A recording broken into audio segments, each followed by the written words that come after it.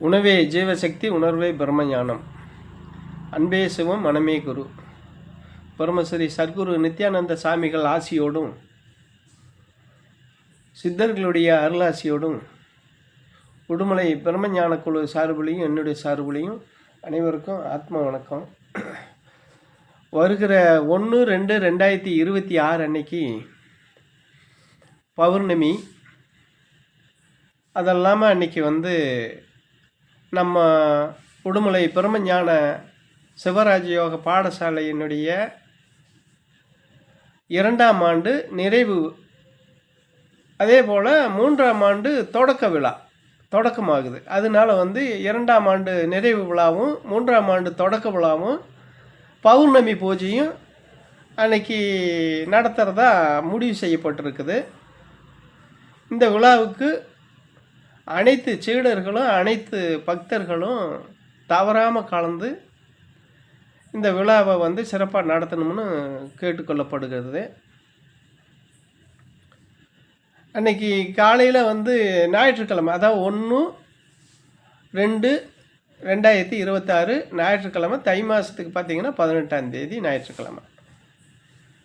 இதில் காலையில் அந்த ஞாயிற்றுக்கிழமை காலையில் அதிகாலை பிரம்ம முகூர்த்தத்தில் 5 மணிக்குள்ளே பூஜை நடத்துறது. அந்த பூஜை பார்த்திங்கன்னா அன்றைக்கி ஆண்டுகுலா பூஜை, பௌர்ணமி பூஜை, கோமாதா பூஜை, தைப்பூசத்துக்கு உண்டான பூஜை எல்லாமே அன்றைக்கி நடத்துகிறதா யாகம் நடத்தி இந்த பூஜையை சிறப்பாக நடத்துறதுன்னு பாடசாலை சார்பில் முடிவு செய்யப்பட்டிருக்குது. அதனால் எல்லா சீடர்களும் பக்தர்களும் தவறாமல் கலந்துக்கணும். ஆசிரம வளர்ச்சி, இந்த விழாவுக்கு ஆகக்கூடிய செலவு இதெல்லாம் சரி பண்ண வேண்டிய இருக்கிறதுனால, அன்னதானத்துக்கு இதுக்கெல்லாம் நிதி தேவைப்படுறதுனால உங்களால் முடிஞ்ச உதவியை இந்த ஆசிரமத்துக்கு நீங்கள் செய்ய வேணும் அப்படின்னு கேட்டுக்கொள்ளப்படுகிறது. அதனால் நீங்கள் உங்களால் முடிஞ்ச உதவிகளை நிதி உதவி செஞ்சு உதவுமாறு கேட்டுக்கிறோம்.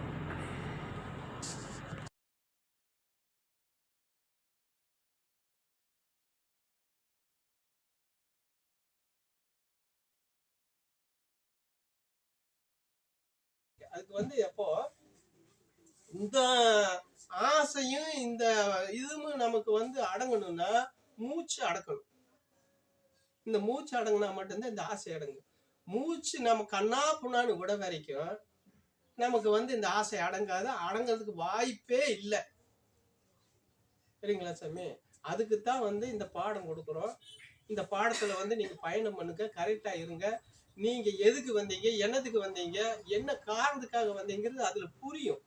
உங்களை நீங்க பாப்பீங்க. எப்போ நீங்க உங்களை பாக்குறீங்களோ, இப்போ ஒண்ணும் வேண்டாம், ஒரு உதாரணம் சொல்லணும்னா,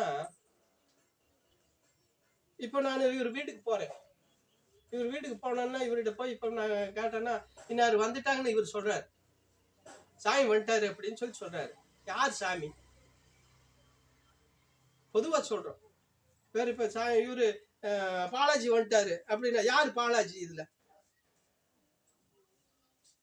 இப்ப பாலாஜிக்கு இப்ப பாலாஜி வந்துட்டாருன்னா இவர்கிட்ட இவரு பாலாஜி எதை பார்த்து சொல்ற? இவருடைய உயிரை பார்த்து சொல்றோமா, இவருடைய உடம்ப பார்த்து சொல்றோமா, எதை பார்த்து சொல்றோம் நம்ம? இப்ப அவரை உருவத்தை பார்த்து. இந்த உருவம் நிலையானதா? அப்போ இந்த உருவம் போனதுக்கு பின்னாடி அப்ப அந்த பேர் எங்க போச்சு? அவர் எங்க போனாரு?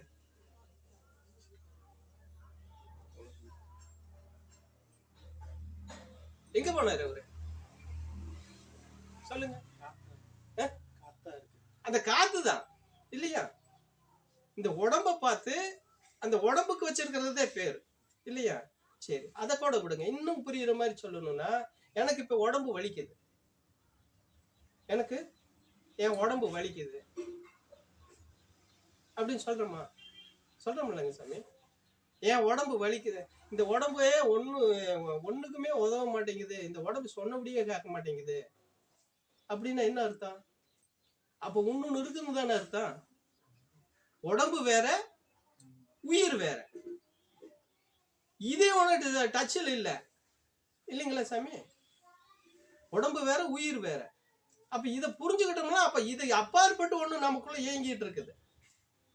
புனிதமான பொருள் ஒண்ணு நமக்குள்ள இருக்குது. அந்த இறைவனே நமக்குள்ள இறைவனா இருக்கிறியா. உன்னை உணரும் போது உனக்கு அது தெரியும். புரியுதுங்களா சரி சொல்றது? இது ஒரு சட்டை, அவ்வளவுதான். இந்த ஆன்மாவுக்கு இது ஒரு சட்டை. அது வேணும்னா வச்சுக்க, வாடகைக்கு இருக்கிற மாதிரி இருந்துட்டு அது நேரம் வந்துட்டுன்னா அது வாட்டில் கிளம்பிடும், போட்டுட்டோம். இப்படி இருக்கிற போது நமக்கு எதுக்கு இவ்வளவு துன்பத்தை நம்ம தூக்கி தலையில் போட்டுட்டு கிடக்கணும்?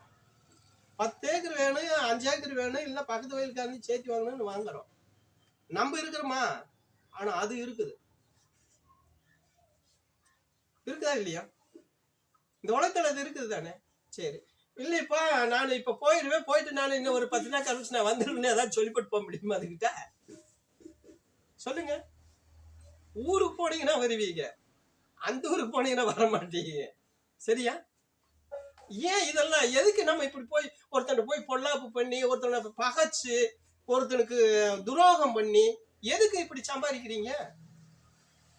உங்க மனசு வேதனை அடைஞ்சு, அதுனா அந்த அந்த நீங்க எதை நினைக்கிறீங்களோ அது செயல்படாத போது உங்க மன வேதனை அடையுது. கிடைக்காத போது என்ன வரும்? வெறிதான் வரும். ஒரு பொருள் கிடைக்கலன்னா என்ன வரும்? கோபம் தானே வரும். சாதாரண குழந்தை அழுகுதுன்னு வச்சுக்கோங்க, அது பசிக்கு அழுகும் இல்லையா? இதே நீ கொஞ்ச நேரம் நீங்க அதுக்கு பால் கொடுக்காம விட்டு பாருங்க, கொஞ்சம் வெயிட் பண்ணி பாருங்க, என்னமா வருதுன்னு கோபம். பாக்குறோம்ல சாமி இன்னைக்கு. அப்போ அது செயல்பட முடியாம இருக்கிற நேரத்துலயே அதுக்கு அவ்வளவு வருதே. நம்ம எல்லா வேலையும் பார்ப்போமே, ஏறாப்பழம் எடுத்துட்டு வேணாலும் எங்க வேணாலும் போவோமே சண்டைக்கு. கோபம் வந்தா ஏன் சாமி? சரியா? அப்ப இதுக்கு எது ஆசை காரணம்? இப்ப நமக்கு எல்லாமே இருக்கிற பிரச்சனை அதுதான். எதை செய்யணுமோ அதை நம்ம செய்யலாம், எதை செய்ய முடியுமோ அதை செஞ்சோம்னா இந்த கஷ்டங்கள்ல இருந்து, இந்த துன்பங்கள்ல இருந்து ஈஸியா நம்ம விளைவிக்கலாம். இது எனக்கு வேணும்னா தான் சாமி இதை எடுக்கிறதுக்கு நான் கஷ்டம் கையை நீட்டுனேன். இது எனக்கு தேவையில்லைன்னா நியாயம் போய் இதை கையை நீட்டி அதுக்கு போய் நான் போய் ஒரு இதை பண்ணணும். சரிங்களா சாமி? அதனால நம்ம இந்த ஆசைங்கிற ஒண்ணுனாலதான் நம்ம இந்த துன்பமெல்லாம், இந்த துன்பத்துக்கெல்லாம் நம்ம ஆசை நம்ம அடிமையாக்கிறோம். அதனால இந்த இது வராம இருக்கணும்னா நம்ம இது மாதிரி பாதையில போயிட்டு நம்மளை சரி பண்ணணும்னா மட்டும்தான் இந்த கஷ்டம் நம்மளை விட்டு போகுமே வர. அதுக்கு இடையில இதுக்கு மருந்தே கிடையாது. இதுக்கு மருந்து மூச்சு தான் மருந்து. இந்த மூச்சு நமக்குள்ள அடக்கி இந்த ஆசாபாசங்களுக்கெல்லாம் ஒரு அணை போட்டோம்னா மட்டும்தான் நம்ம இதுல இருந்து வெளியே வர முடியுமே தவிர, எத்தனை ஜென்மம் எடுத்தாலும் திருப்ப திருப்ப திருப்ப திருப்ப இந்த கஷ்டம் நமக்கு வந்துகிட்டு தான் இருக்கு. அதுதான் பெரியவங்க எல்லாம் நமக்கு சொல்லி கொடுத்து போனாங்க. நீ செஞ்ச பாவம், உங்க அப்பன் செஞ்ச பாவம், உங்க அம்மா செஞ்ச பாவம் எல்லாமே அதுல இருக்குதுடா. ஆகாமிய பிராரத்தம் சொல்றோம் இல்லையா? கண்மமலம் சொல்றோம் இல்லையா? ஆன்மமலம், கண்மமலம், மாயமலம்னு இந்த மும்மலமும் தான் நம்மளை இயக்குது. அப்ப மனுஷனுக்கு எது தடுக்குது? பாசம் தான் தடுக்குது. இல்ல இன்னொரு விஷயம் என்ன தெரியுங்களா? காசு எங்க இருக்குது அங்க ஒழுக்கம் இருக்காது இல்லையா? காசு நிறைய இருக்கிற இடத்துல பாருங்க, ஏதாவது ஒழுக்கம் இருக்குதாங்க? இருக்காது. பாசம் நிறைய இருக்கிற பக்கம் நியாயம் இருக்காது. அந்த புள்ள தப்பு பண்ணனான்னு இவங்களுக்கு தெரியும். இருந்தாலும் நான் பெத்துட்டேனே, என் பிள்ளையாச்சே, நான் எப்படி விட முடியும்? சொல்றோமா இல்லையா? இது ரெண்டு இருக்கிற பக்கம் அது இருக்காது. பணம் எந்த அளவுக்கு நிறைய இருக்குது அந்த அளவுக்கு அங்க ஒழுக்கம் இருக்காது. பெரிய எம்எல்ஏங்கிறியா, மினிஸ்டருங்கிறியா, அவங்கிறியா, இவங்கிறியா, பெரிய மினாசுதாருங்கிறியா, வீட்டுல எல்லாம் பாருங்க, சாதாரணமா நம்ம பார்த்துட்டு தான் இருக்கிறோம். பணம் நிறைய இருக்கிற இடத்துல ஒழுக்கம் இருக்காது, பாசம் நிறைய இருக்கிறதுல நியாயம் இருக்காது. இதெல்லாம் நம்ம பார்க்கணும், பார்த்துட்டு நம்ம இது பண்ணணும். அதனால ஒருத்த பொருளோ ஒருத்த இதோ நமக்கு தேவையில்லை, அதை பத்தி பேசணுங்கிற அவசியம் இல்லை. அப்போ இதை எப்படி நம்ம இது பண்ணணுங்கிறத நீங்க முடிவு பண்ணுங்க. இது எதுக்கு இப்ப சொல்லியிருக்கீங்களா? இப்ப வரைக்கும் நீங்க எல்லாம் வந்துட்டு போறீங்களே, யாரு இங்க என்கிட்ட கேள்வியே கேட்கறது இல்லை. இன்னைக்கு கேட்கணுங்கிறதுக்காக இப்படி சொல்லியிருக்கிறேன். இப்ப இதுல நிறைய சந்தேகங்கள் உங்களுக்கு வந்திருக்குன்னு நான் இப்ப குழப்பி இருக்கிறேன். உங்களுக்கு கொஞ்சம் குழப்பல, உண்மையை சொல்லியிருக்கிறேன். இதுல சந்தேகம் உங்களுக்கு வரலைன்னா நான் ஒண்ணுமே பண்ண முடியாது. இதுல இப்ப நான் பேசுனதுல எல்லாத்துக்கும் ஏதாவது ஒரு சந்தேகம் இருக்கு. அது எப்படிப்பட்ட சந்தேகமா இருந்தாலும் சரி என்னை வந்து கேளுங்க. கேட்கணுங்கிறதுக்காக பண்ணியிருக்கிறேன். கேளுங்க.